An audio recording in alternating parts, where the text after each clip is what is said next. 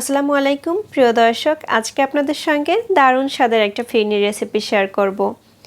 কোনো ধরনের ঝামেলা ছাড়াই খুব সহজে ক্রিমিনিস ফিরনি রান্না করে নিতে পারবেন। আর কিভাবে সেটাই এখন আপনাদের সঙ্গে শেয়ার করব। এর জন্য লাগবে আমাদের তরল দুধ। আমি এখানে 2 লিটার তরল দুধ নিয়ে নিচ্ছি। এখানে গাভীর দুধটা নিয়েছি, আপনারা চাইলে প্যাকেটের বা গুঁড়ো দুধ যে কোনোটা দিয়ে রান্না করে নিতে পারবেন। 2 লিটার দুধ জাল করে আমি এটাকে 1 লিটার করে নেব।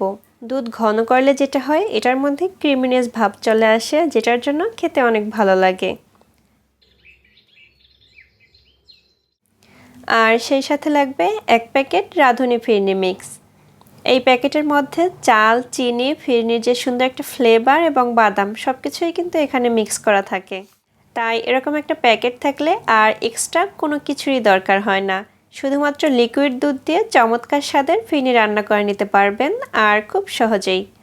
দুধটাকে আমি জাল করে ঘন করে নিয়েছি। যখন 1 লিটারের মতো হয়ে আসবে তখন আমি এখানে ফিরনি মিক্স অ্যাড করছি। দিয়ে সাথে সাথে এটাকে নেড়ে দুধের সঙ্গে মিশিয়ে নিতে হবে। আর সঙ্গে সঙ্গে যদি মিক্স করে না নেওয়া হয় তাহলে কিন্তু এটা দলা পাকিয়ে যাবে। মিডিয়াম আঁচে এটাকে মাঝে মাঝে নেড়ে ছেড়ে ঘন হয়ে আসা পর্যন্ত জাল করতে হবে। চালটা ফুটে উঠতে সময় লাগবে আধা ঘন্টার মতো। একটু পরপরই এটাকে নেড়ে দিতে হবে, আর খেয়াল রাখতে হবে যেন এটা তলানিতে লেগে না যায়। রান্নাটা যখন প্রায় হয়ে গিয়েছে তখন আমি এখানে অ্যাড করছি হাফ কাপ গুঁড়ো দুধ। গুঁড়ো দুধটা আসলে অপশনাল, দিতেই হবে এমন না, চাইলে দিতে পারেন। দিলে এই ফিরনিটা খেতে আরও বেশি মজার হয়।